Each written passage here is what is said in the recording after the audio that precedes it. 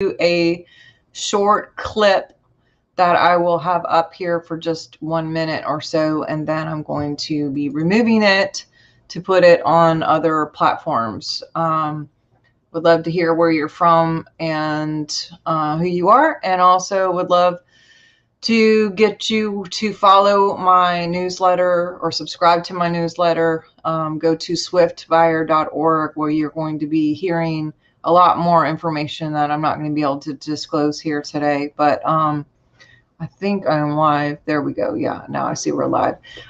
Important thing that happened today too is there's a court case that we won. Pretty cool. The medical communities are being forced the thing, and one of the doctors in Texas went to court and showed proof of his antibodies in his own blood that showed that he had the antibodies. I choose to know if he had already had that before, but he did not want to get this. You can have the antibodies just from the shedding and or being around it, or having it previously. So he showed proof that he had the antibodies. And he also explained that the banks, the blood banks out there right now who have collected the blood, they have actually tested the blood for antibodies. And 80% of the blood that's being collected has the antibodies in the blood, meaning the people who are just out in public are already carrying the antibodies, the cure. So there is no need for anything else. And I'm going to share this clip with you because this is very, very important. It's a very short clip. I'm going to make it very short. But if you could please share and let people see this, and I will be putting it up on Rumble and BitChute after this, because I'm going to be taking it right down, but you're going to check this out. Let me see. Of ivermectin-based protocols, I cannot stand by and allow hundreds of thousands of people to go untreated. Thank you. Thank you, Dr. Ryder. Our next witness is here in person, Dr. Pierre Kory. Dr. Kory is the former associate professor and chief of the critical care service and medical director of the Trauma and Life Support Center at the University of Wisconsin, and recently joined the ICU service at Aurora St. Luke Medical Center in Milwaukee. He is board certified in critical medicine, pulmonary diseases, and internal medicine. Dr. Kory has traveled across multiple states in the U.S. to care for COVID-19 patients throughout the pandemic. He is also the president of the Frontline COVID-19 Critical Care Alliance, a nonprofit organization of critical care specialists led by Professor Paul Marik, whose mission over the last 9 months has focused on the research and development of effective treatment protocols for COVID-19 using repurposed drugs. He received his MD from St. George's University School of Medicine. And I'll only add that we added Dr. Kory very late to our hearing in May, because I'd heard of his development of, anti-inflammatory steroids in critical care on COVID. And Dr. Kory, I have to tell you, I've had doctors come up to me and thank me for holding that hearing where they listened to you, change their thinking. They believe they've saved their patients' lives because of your testimony at that hearing. I hope your testimony will be as impactful today. Okay, now before I go any further, I want to explain to you that in the links provided, I have a link not only to my newsletter where you can get all this information, but there is a link to get a consultation for you to get more information about this guy and what he's doing, not the guy who's introducing. Also want to explain to you that the hit job they're doing on ivermectin right now is absolutely ridiculous. This was actually made for humans. Most medicine, I'd say probably all medicine, is made for humans first. No one's going out going, oh, I hope I can get this for the dogs. Now, it may be tested on animals first, but then it's for the purpose of being tested on animals, which I'm not a fan of either. So it can be proven safe for humans. And then they do human trials, and then they release it after lots and lots of time. Most of Anything that's ever been passed before, let me give you the stats here. Hold on, let me see. Well, I'm gonna have to pull this chart up while this guy's talking, but most of the things that have been passed through the FDA over the years have been 26 years of testing in humans or animals, in both, or 46 years, or 35 years, or 18 years. This rolled out this thing that they're wanting to do to everybody. They just rolled it out, and they're just like, everybody do it. There was no kind of testing or anything like that.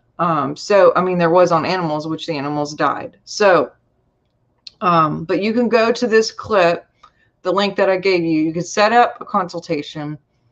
They will do a phone call within 48 hours of you setting it up, and they will send it to you to your house, and you'll have a year's supply.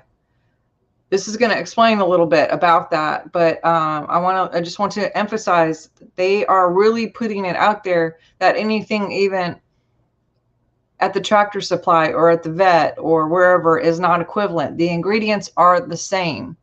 The ingredients are the same. You may have to take a little different, which I have a video on my website at swiftwire.org if you want to see the video on how to take it and even where to get it. If you do choose to get it through a Tractor Supply or on different websites, you can just order it or get it at the vet. But I want you to watch Kory here. Love you guys. Definitely go back to this video because this is going to explain. But the guy won the court case. The medical dude won the court case, which is huge, precedented, because he proved that he had the antibodies. He won the court case, and but check this out. Dr. Kory. Senator, thank you, and thank you for holding this hearing. I just want to start out, I didn't think I'd have to say this, but I want to register my offense at the ranking member's opening statement. I was discredited as a politician. I am a physician and a man of science. I've done nothing but commit myself to scientific truth and the care of patients. And to hear that I'm here because of a political angle, I am not a politician, I'm a physician. I want to start out by saying that I'm not speaking as an individual, I'm speaking on behalf of the organization that I'm a part of. We are a group of some of the most highly published physicians in the world. We have near 2,000 peer-reviewed publications among us, led by Professor Paul Marik, who's our intellectual leader. We came together early on in the pandemic, and all we have sought is to review the world's literature on every facet of this disease, trying to develop effective protocols. You just mentioned that I was here in May, and I recommended that it was critical that we use corticosteroids in this disease when all of the national and international healthcare organizations said we cannot use those. That turned out to be a life-saving recommendation. I am here again today with a new recommendation. In the last 9 months, in our review of all of the literature as a group, again, we are some of the most highly published physicians in our specialty and the world. We have done nothing but try to figure out how to identify a repurposed and available drug to treat this illness. We have now come to the conclusion after 9 months, and I have to point out, I am severely troubled by the fact that the NIH, the FDA, and the CDC, I do not know of any task force that was assigned or compiled to review repurposed drugs in an attempt to treat this disease. Everything has been about novel and or expensive pharmaceutically engineered drugs, things like tocilizumab and remdesivir and monoclonal antibodies and vaccines. We have 100 years of medicine development. We know we are expert in all the medicines we use, and I do not know of a task force that has been focused on repurposed drugs. I will tell you that my group and our organization, I will say that we have filled that void. That is all we have done is focus on the things we know and things we do. And I'm here to tell you, Dr. Reiter, he just presented. He has one study of the many that I want to talk about. And I want to talk about that we have a solution to this crisis. There is a drug that is proving to be of miraculous impact. And when I say miracle, I do not use that term lightly. And I don't want to be sensationalized when I say that. That is a scientific recommendation based on mountains of data that has emerged in the last 3 months. When I am told, and I just had to hear this in the opening sentence, that we are touting things that are not FDA or NIH recommended, let me be clear. The NIH, their recommendation on ivermectin, which is to not use it outside of controlled trials, is from August 27th. We are now in December. This is 3 to 4 months later.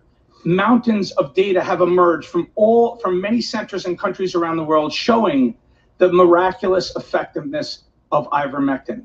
It basically obliterates transmission of this virus. If you take it, you will not get sick. I want to briefly summarize the data. My manuscript, again, published by some of the most, we have contributed more to the medical knowledge of our specialty in our careers than anyone else can claim as a group. And our manuscript, which was posted on Medicine Preprint Server, details all of this evidence. I want to briefly summarize it. Number one, we have evidence that ivermectin is effective not only in prophylaxis, in the prevention. If you take it, you will not get sick. We just came across a trial last night from Argentina by the lead investigator of ivermectin in Argentina, Dr. Hector Carvalho. They prophylaxed 800 healthcare workers. Not one got sick. In the 400 that they didn't prophylax with ivermectin, 58% got sick. 237 of those 400 got sick. If you take it, you will not get sick. It has immense and potent antiviral activity. We know that from the first study in Monash, it has made the bench to the bedside. Prophylaxis, we now have 4 large randomized controlled trials totaling over 1,500 patients, each trial showing that as a prophylaxis agent, it is immensely effective. You will not get sick. You will be protected from getting ill if you take it. In early outpatient treatment, we have 3 randomized controlled trials and multiple observation as well as case series showing that if you take ivermectin, the need for hospitalization and death will decrease. The most profound evidence we have is in the hospitalized patients. We have 4 randomized controlled trials there, multiple observation trials, all showing the same thing. You will not die, or you will die at much, much, much lower rates. Statistically significant, large magnitude results if you take ivermectin.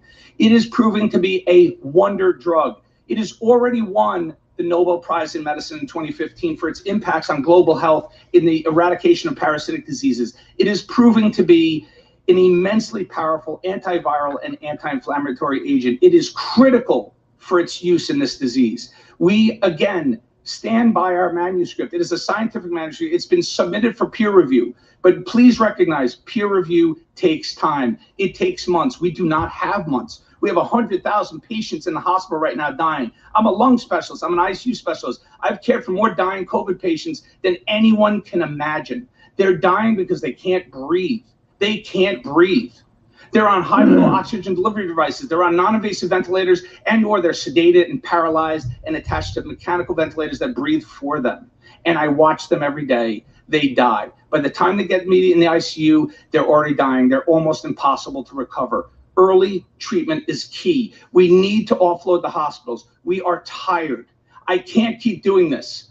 If you look at my manuscript, and if I have to go back to work next week, any further deaths are going to be needless deaths, and I cannot be traumatized by that. I cannot keep caring for patients when I know that they could have been saved with earlier treatment, and that drug that will treat them and prevent the hospitalization is ivermectin. I am here today. I'm calling to action. The NIH, their last recommendation was August 27th. August 27th. I want to be clear. I am not here as a politician or a dramatist or sensationalizing what I'm recommending. I'm going to be very clear and very simple. All I ask is for the NIH to review our data that we've compiled of all of the emerging data. We have almost 30 studies. Everyone is reliably and reproducibly positive, showing the dramatic impacts of ivermectin. Please, I'm just asking that they review our manuscript. It is a serious manuscript by serious, highly experienced physicians and researchers.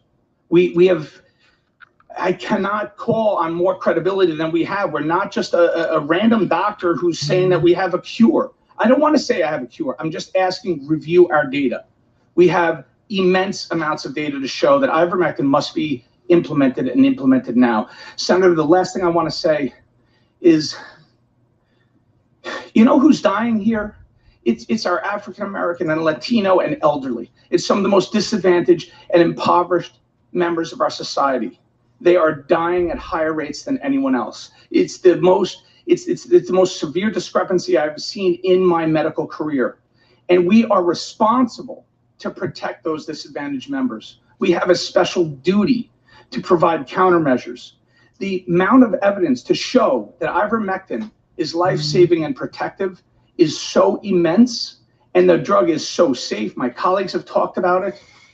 It must be instituted and implemented. I'm asking the NIH to review our data and come up with recommendations for society. Thank you. Okay, well, thank Dr. Kory. Now, I will make you this guarantee that before the day is out, we'll have a letter. First of all, we'll enter all your data into our hearing record, and then I'll have a letter to the NIH asking them to review it. Please, okay? and hopefully I'll have some senators join me in that. Of ivermectin-based protocol. All right. The issue is that was last December when everyone was still screaming. I mean, that was December last year when that video went out, when that court things happened. And what month are we in right now? And this is still going on. I have another thing I want to send. Well, first I want to go over just real quickly the stats on what normal trials. Let's see if I can send this and I can actually put it up here so you guys can see. You were asking about where to get the link. The link should be in here.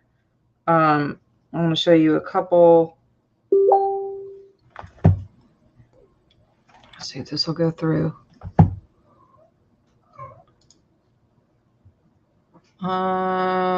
Let's see.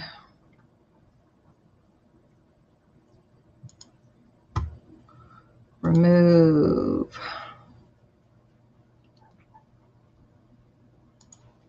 I'm going to add this other picture here. Hope you guys can share this while I can, and please just know that it will be gone in a few minutes. As soon as it's finished, I'm going to be moving it out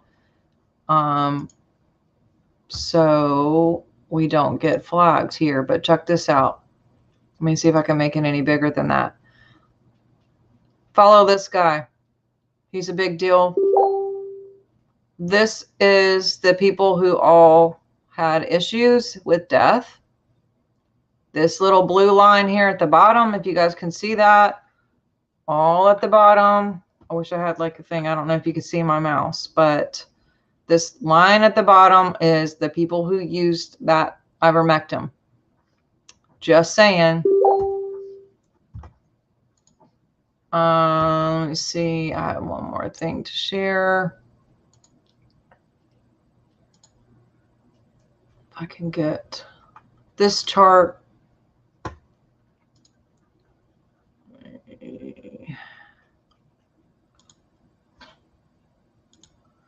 Sorry, it takes a minute to get all this up. You guys following me? Y'all good?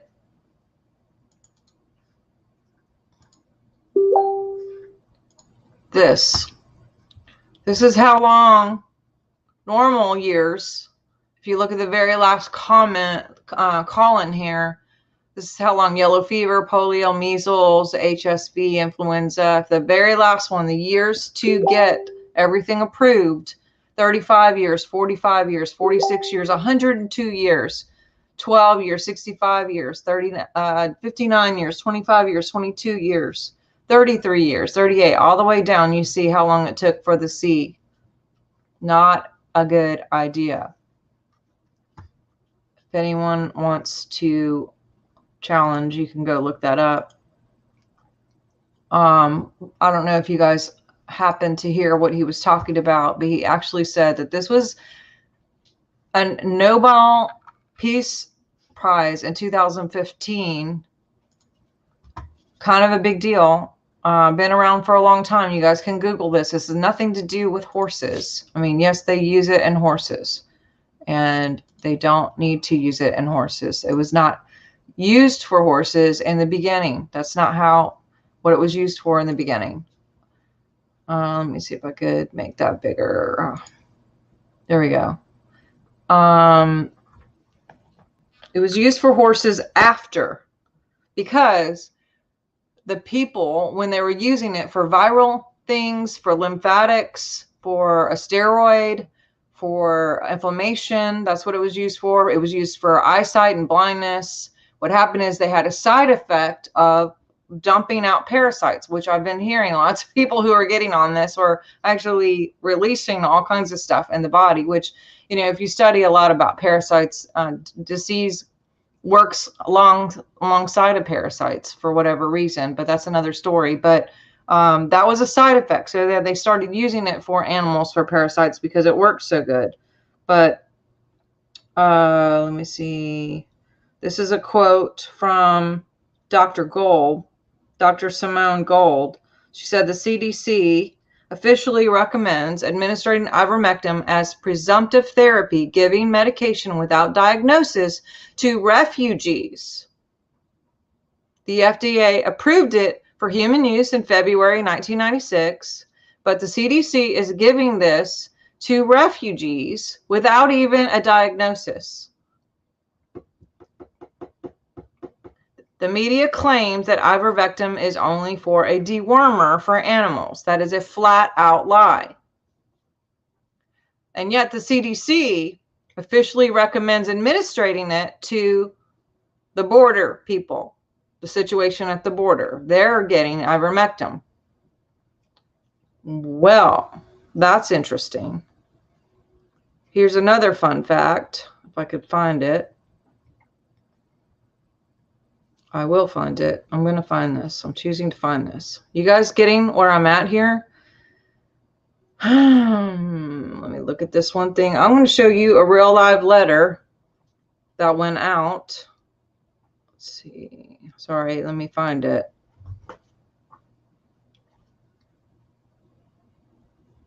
If you go to swiftfire.org, you can go. No, it cannot kill people. If you look up, you would have to take 20 times the what's on recommended on the box to hurt yourself. It's less harmful than Tylenol. And in most countries, it is over the counter to be able to get this, including Dominican Republic, Mexico, Ecuador. I have been to these countries where I've able to buy this before in the past. So just like antibiotics are over the counter. Let me see if I could find this other thing I'm going to show you. A real live letter. I wish I had this set up earlier. I'm just thinking of things as they're coming up because I've been without power for a minute. And here we go. I'm going to, so let's see, how do I send this? Okay.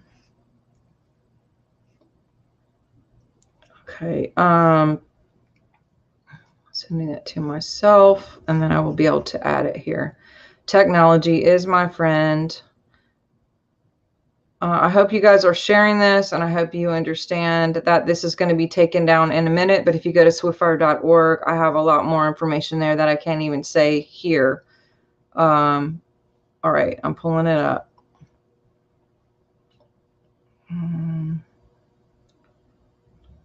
This is very interesting.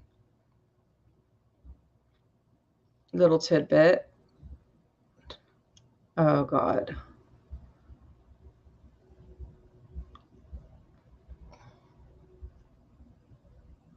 Sorry, you guys. Hang with me. Here we go. Pulling it up. We'll pull this one down. Remove. Stop screening. Share.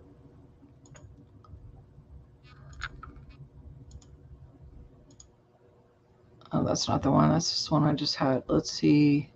Take that one down.